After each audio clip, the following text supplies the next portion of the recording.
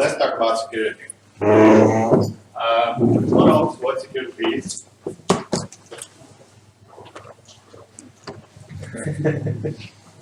Prevent hacks. Don't worry. Security, I believe it starts with 3 key components that are essential for security technology. First, of course, that's you. And you're the good guy, obviously. You're the one who cares about security. If no one cares about security, security cannot emerge, right? It's pretty simple. Next, there should be something that you care about, some valuable thing. If you have nothing to care about, again, security cannot emerge, right? And finally,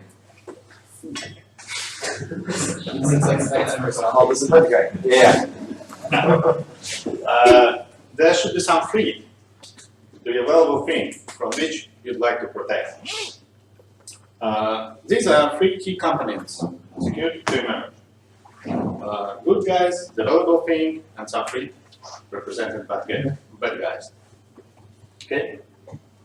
How does it compare with your mental model? Okay. Yeah, this sounds pretty obvious, right? But even on this level, people can make mistakes. First common mistake is a lack of understanding what these companies are in your environment, in your organization.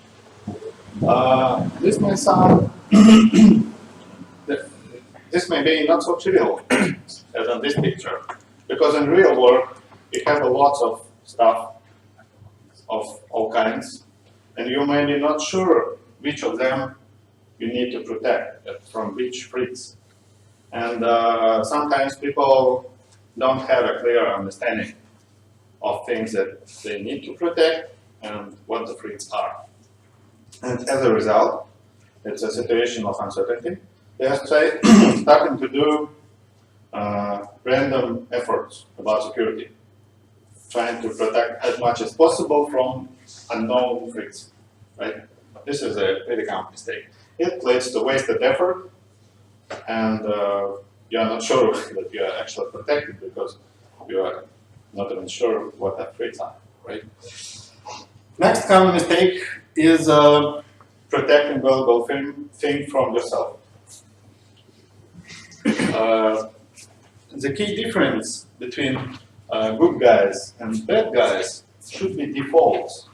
By default, good guys should have access to the valuable thing, and bad guys should not have access to it, right? Of course, there could be exceptions. You may not want all of your employees having access to everything. Maybe there can be exceptions, and vice versa. Maybe you can expose something to all people, even to bad guys, and this could be okay, right? But defaults are the following. Good guys have access, bad guys don't have access. And from this model, we make exceptions. Okay? Okay. So, how you would protect it? Let's suppose that we decided to build a wall, okay? And you spent a day or two and came with a solution. Well, probably that wall is not so strong and not so high, but that's what we managed to accomplish in a couple of days. Would it be enough? Maybe not. Even if your wall is not so strong and not so high, bad guys may choose not even to attack it, because they are not seeking hard ways, they are seeking easy ways. And with this solution, we have easy ways, right? So probably you need better protection. Where would you build next? How about this? What if we make that side of wall twice as high? So with better protection, right? Absolutely. Well, the snake had birds. Yeah.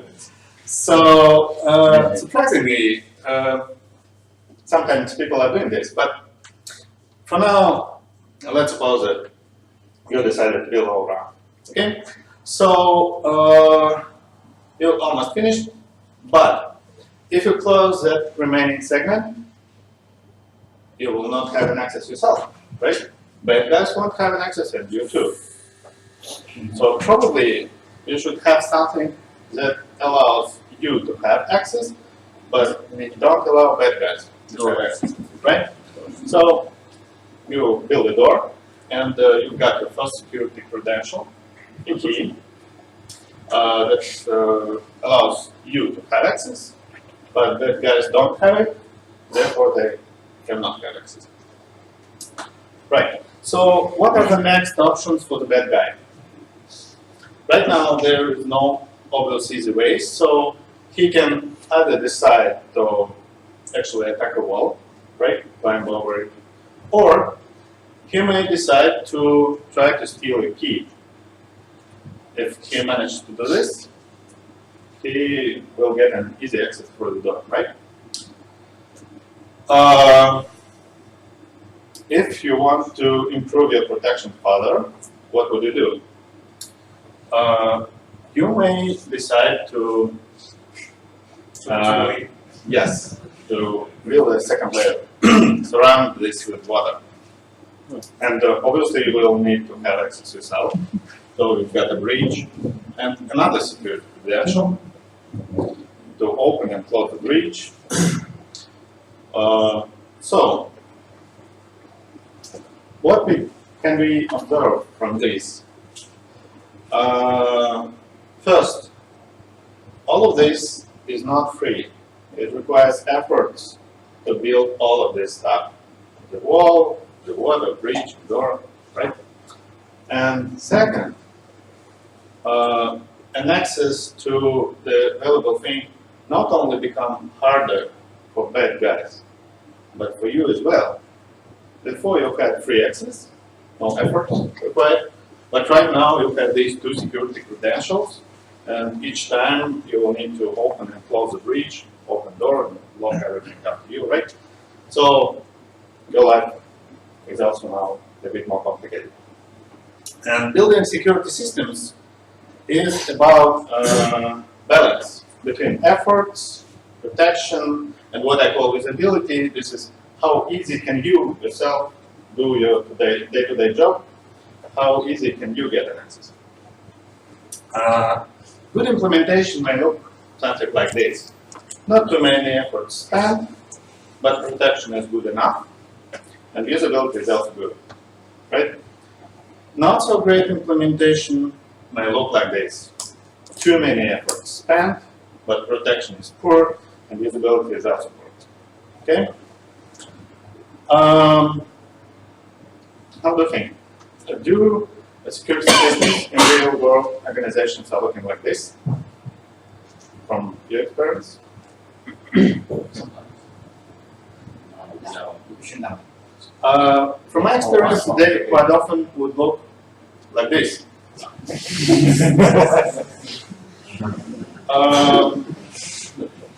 Like I has some keys now.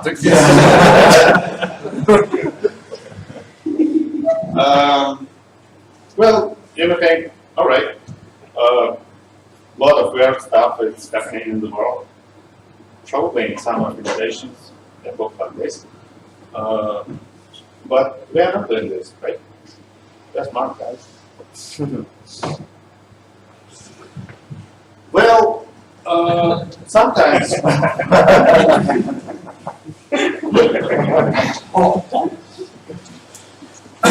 Sometimes we're doing this as well. Remember security audit? Wait, what actually happened? Security firm that was hired, they inspected a very small part of our infrastructure with actually very basic tools. And their advice was looking like this. That wall is just 20 feet high, Not bad. But you can make it even better if you add 2 inches on top of it, right? And what we did, we added those 2 inches.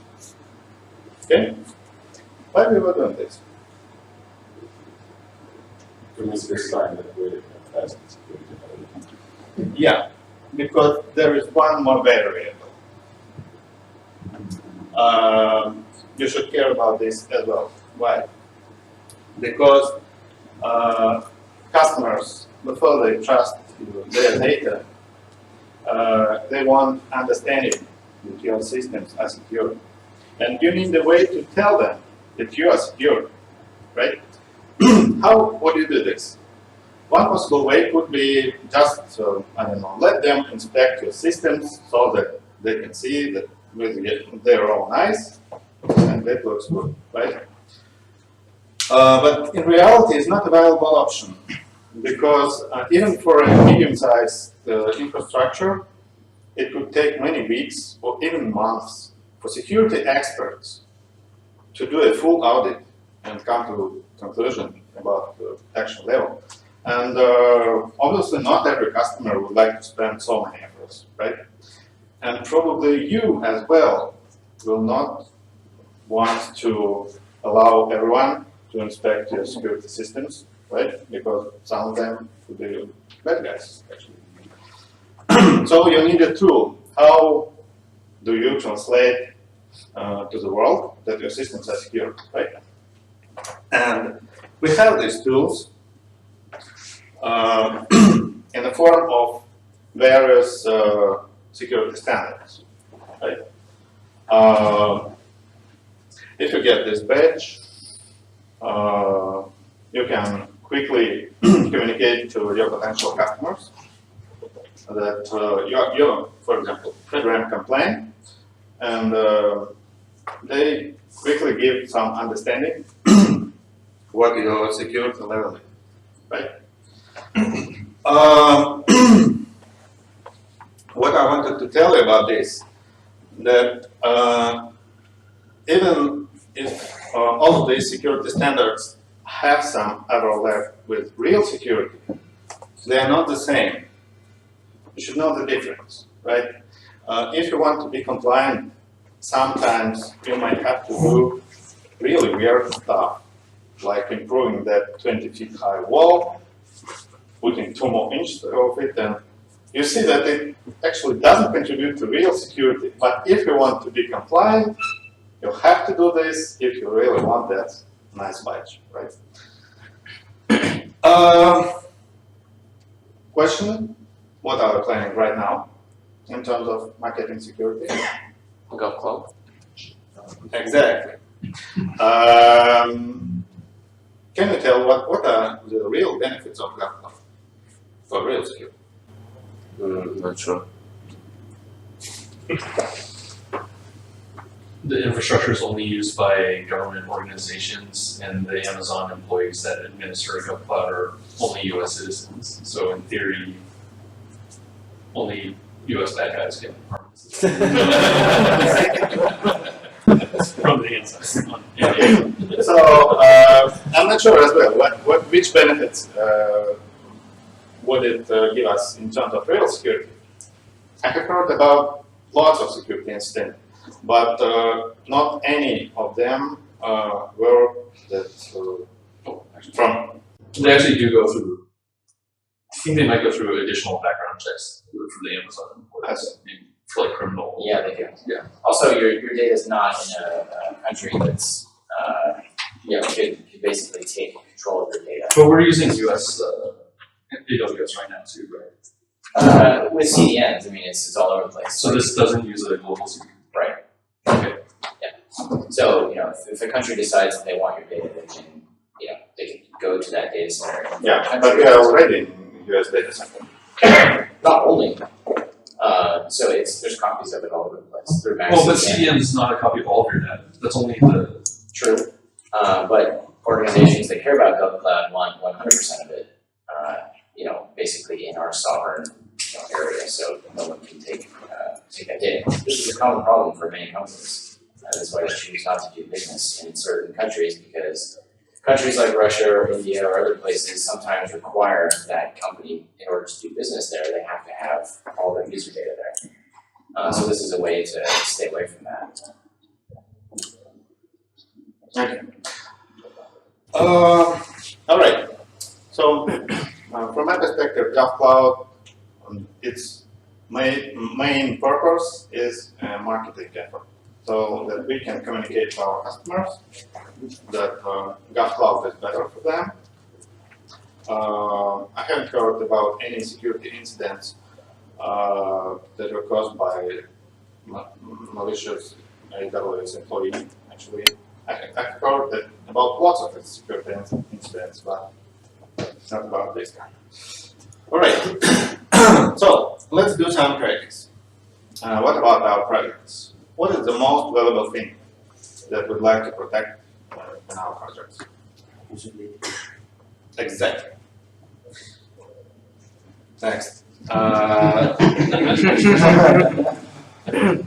many points was your score? 5.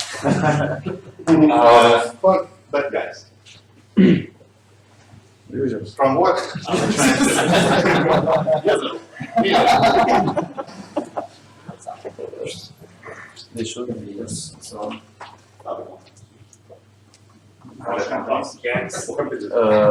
Hackers. what is the free? Which one? Personal data. Data pirates. First. People that break in, steal user data and sell it on the black market. Yeah. Right. We've had experience with those. Yeah. Anyone who can make it public, either free or by selling it, hackers, security researchers, news reporters, anyone who can put it into private access. Right. This is a free. All right. Those three are in business together. Yes. So, what are the easiest ways to steal user data from us? Go from I think it just hires some staff who can have access to.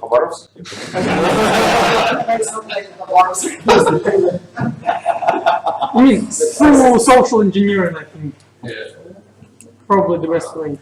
steal the key or jump over the fence. Okay. Before answering my version, let's talk a little bit where is actually start. From where can we steal it, right? First of those pointed is a database. Like it's my main production database. Is it the only place? No, No. What else? developers, dev servers. Well, the first thing I would think about is backups. Backups, Right? right. Because backups are basically a copy, and if you've got a recent backup, it will almost identical to the production database. Next, as you mentioned, development servers. They are working with a copy of a database, either obtained from production or from backups, but doesn't matter. It also has a copy, right? But there is more. We have other servers which don't store the data directly, but from them you can have an access to production database, right? If you manage to connect to application server, from there you can download a copy of production database. And there is more. We have developer workstations from where you can have access to everything, right? So, developers. See any who work with the database and the editorials. exactly. It was easy.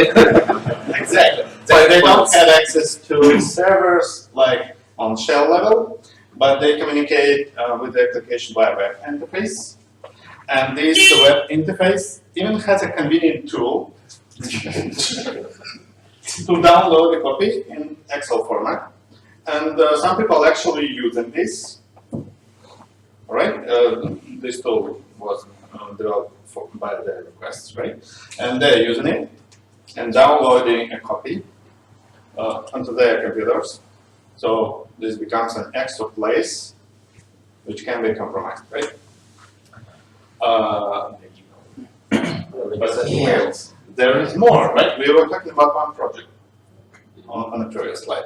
We have more projects, and each of them is storing a local cache of their portion of users' data. It's not the full copy, of course, but large enough to represent a problem. For instance, Academy is storing more than 500,000 user records. Right? So leak from Academy would be not one. Okay. And there is more. We are exporting this data to third-party systems, to MailChimp, Lytics, Salesforce, and I know Darren was using Google BigQuery, also exponent table data there. They also store a copy of user's data. Yeah, probably Interpol. And of course, our favorite Excel files that are everywhere. And lots of workstations of many people that work with all of these systems. So I guess We have this no is probably chances. what the big picture looks like, right? So let me remind the question. What are the easiest ways to steal user data? Get the key. Steal Excel. My top three would be first misconfiguration. When you have so many computer systems, so many servers, that's quite easy to miss something, right? Look at the news. Just recently, less than 2 months ago, 340 million user records leaked. Not by some kind of crack. That was just a publicly exposed Elasticsearch server without any protection, without passwords, firewall, or anything. And how the guy found it? He Googled it. There are search engines that are looking for data sources exposed to internet, and he just found it accidentally. He was not trying to break it, just found it. Right? Next example. This attempt was intentional, unlike the previous. This guy thought, how can I break into Homebrew? For those, if you're not familiar what Homebrew is, it's the most popular package manager for macOS, which almost all developers are using it, right? And from developers' machines, many of them have access to production systems, right? So breaking Homebrew would be actually very bad. And that guy has found a way intentionally how he can have commit rights to Homebrew. It was also an example of misconfiguration. They have a Jenkins server which was storing a GitHub API token with commit rights. Oh. They did that happen fast. We need to. Oh. He'll know what the. Yes, I it happened to us. There was a security incident with developer servers when the database instances were exposed to public internet. They were exposed on a non-standard port and well, not completely open, they were password protected, but password was not very strong, and this should never happen actually. Fortunately, we quickly found it and closed this hole, but this happened to us as well. Okay. Next, Bulldog vulnerabilities. There are many kinds of them known, but these top three are still the main source of data leaks. SQL injection, XSS, remote code execution. The last one is basically when you upload a malicious code to the server, it's executed there. Did it happen to us? Zero. Yeah, unfortunately. Not a good situation, actually. Okay, and number 3 is targeted attacks on employee computers. I have found fun stats. 74 of all attacks on corporate networks start from there. Why? Because usually servers are better protected. Many eyes are watching them, and these are eyes of developers and system administrators, guys that have some idea about security, right? But not so many eyes are watching employee work data.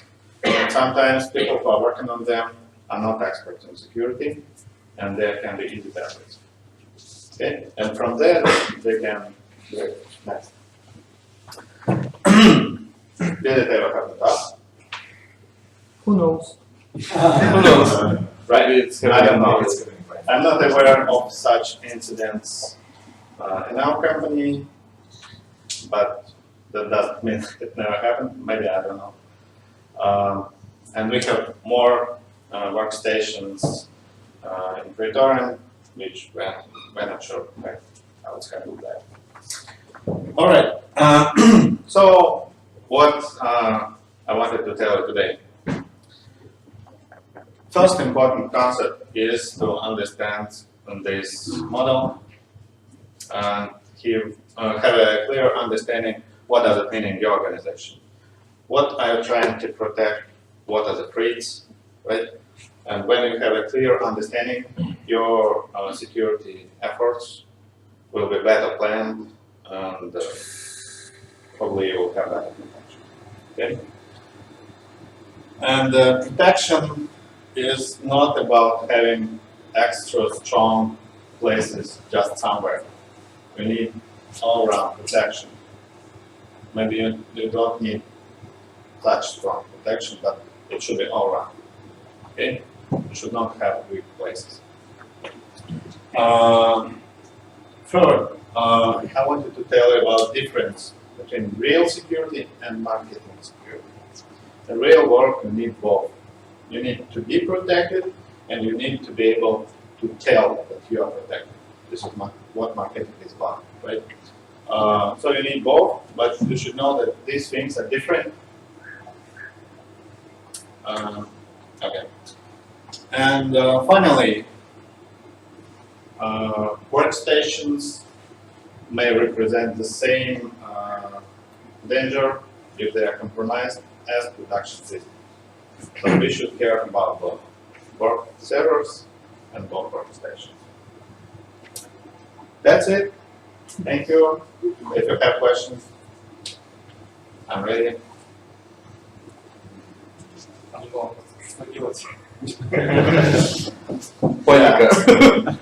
What to do? I guess this could be a long talk, and we should have this talk, but probably not in this format. I have some ideas, and we can just discuss them. And what we can do with the lack of PD episodes, for example, of the users that we don't have access to. Well, first, we should have an understanding how it can be compromised, right? Example, their password is leaked. Attacker may, I don't know, manage to install a keylogger game and steal password. How can we protect this? The multi-factor. Right, exactly. That's a really good measure, and I strongly recommend to enable two-factor authentication everywhere where it's available. And if our systems still not support it yet, then probably we should work on it.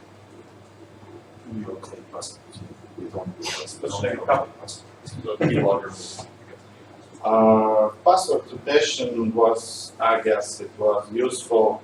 Well, people used to remember their passwords in mind, and passwords were not very strong. If in modern era, your password is typically stored in a password manager and have 15 characters length. It's actually, you don't type it by hand, so probably it's not so useful today. What about, for example, SSH keys? how do we protect them from being compromised? Yeah, encryption and password passphrase. Yes, who has passphrase enabled on the stage A? Not that. And how can we make sure that it is enabled everywhere? Well, by asking people is one way, but it's probably not so robust as some kind of automation, right? Yeah. If you can make a tool that just prevents access for those who has no password, right? But then clearly enforced everywhere. But then you should allow this tool to check on private key, which can lead to untrusting as well. Like if I build this tool to check my own phrase, I can trust myself, but maybe I can't. But If I build it, will you trust me? if you build it, I will. Yeah. If I will build it? Yeah. I mean, within our company, yeah, right. Okay. Yeah. So what are about outside? One idea is to, we already have some code which is which runs on developer machine. I mean dev server scripts. Yeah. For example, they can check your keys. Mhm. This is trusted code. It's written inside the company. You Yeah. can inspect yourself what is doing. Yeah. Sure. That's okay. Well, probably it can be like this. Mhm. Any more questions? So the thing about using hardware, use this deal or something like this to use MFA. Well, I guess it's interesting because first it removes some friction because actually people don't like these codes to enter them manually, but security stick just makes it easier. Plug in your computer, press button, that's it. So, yeah, I'm still thinking about it. Good part is that it makes it easier, right? And bad part is that it's not 100% compatible with all of the systems, right? So it can be applied only to part of systems. So I'm just not sure how it would be usable. Is it easy to revoke access, I don't know, Fire Explorer? Is you able, as admin, to revoke his rights from this? Yeah. Oh, Just one click. I guess it's like a usual two-factor device. Yeah. So, like you do it with any other device. Yeah. Just one click. Usually, one delete key. How you plan to introduce two-factor authentication? I guess it would be a great project. For all users, maybe It's not, optional. but as an optional feature which you can enable for your account, I think we would definitely want to enable it for admins that can have access, have admin, right? And for developers. This is the most vulnerable part. But for end users who visit police1.com, obviously it shouldn't be a default. Maybe we can have them as an option. Yeah, as an option so that they can enable it in their file. Yeah, maybe yes. I guess maybe Academy can benefit from it, right? If you can advertise it as a feature of Academy. One can improve it too. Yeah, yeah. This is an example where marketing can meet with security.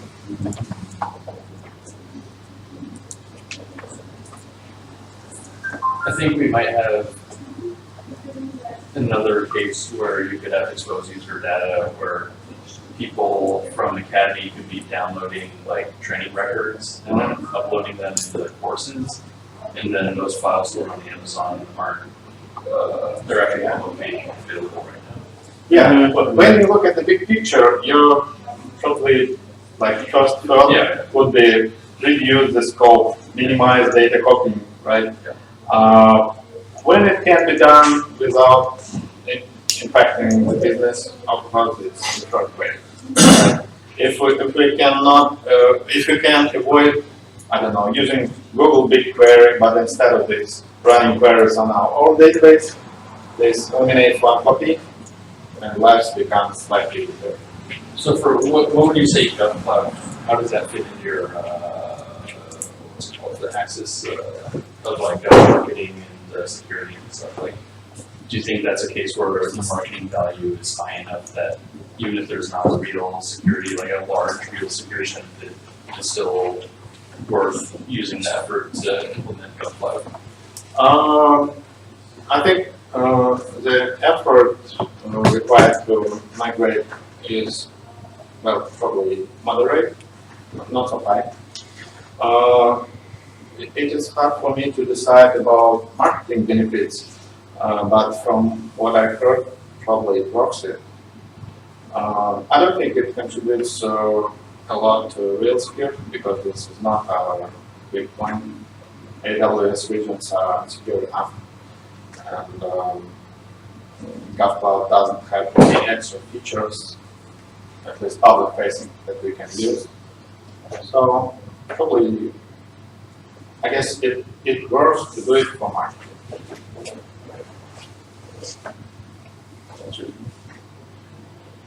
Talk about S3 links, but we have already used private buttons, so only log in and download the separate link. Okay, good.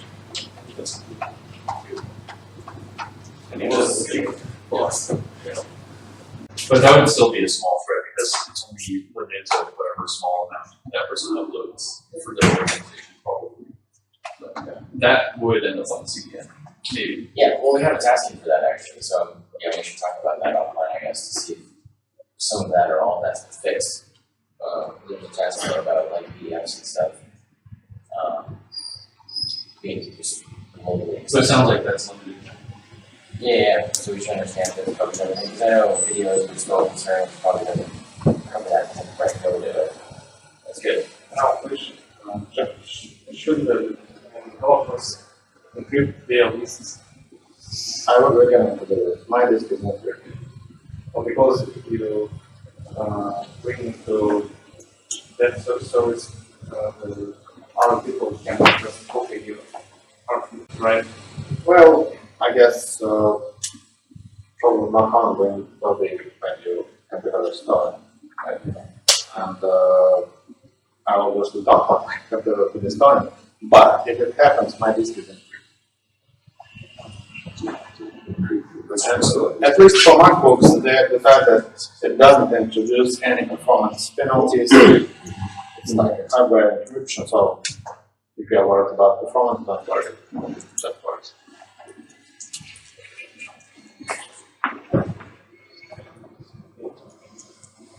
Is it faster to convert encrypted mode? Well, to be honest, I don't remember because that was one of the first things I did when I bought the computer.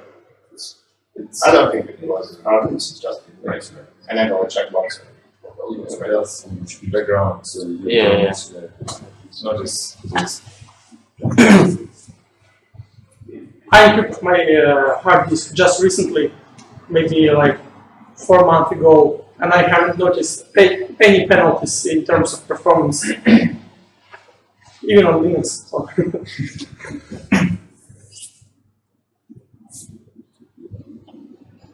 All right. So thank you, everyone. Thank